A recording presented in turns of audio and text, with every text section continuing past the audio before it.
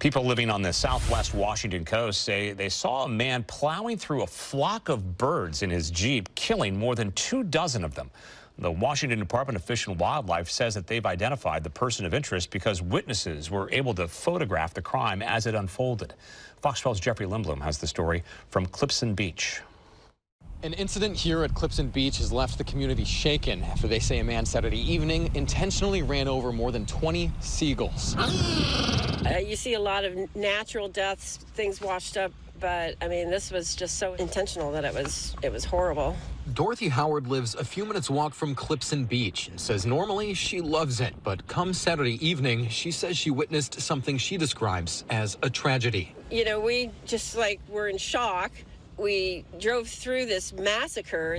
Howard says that she and her two friends were driving on the beach when they started approaching a group of seagulls. And all of a sudden this Jeep just sped right past us, right into this flock of birds. She says her friend began snapping photos of the incident, including a picture of the man the Washington Department of Fish and Wildlife is calling a person of interest, and who they say nearly struck two other people walking on the beach. There's a picture of the truck with a bird in the grill, and so it was kind of obvious that he didn't even care what he was doing. It was tragic.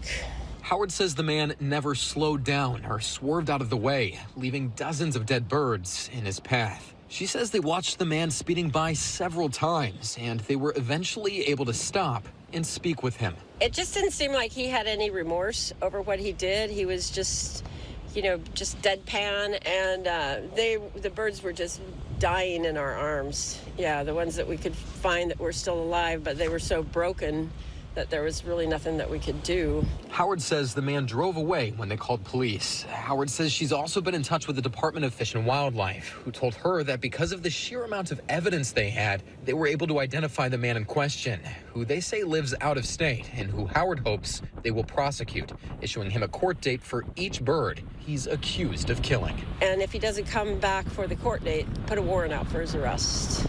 The Washington Department of Fish and Wildlife says they're actively investigating this and are asking those who have any information to come forward. Reporter from Clipson Beach, I'm Jeffrey Lindblom for Fox 12 Oregon.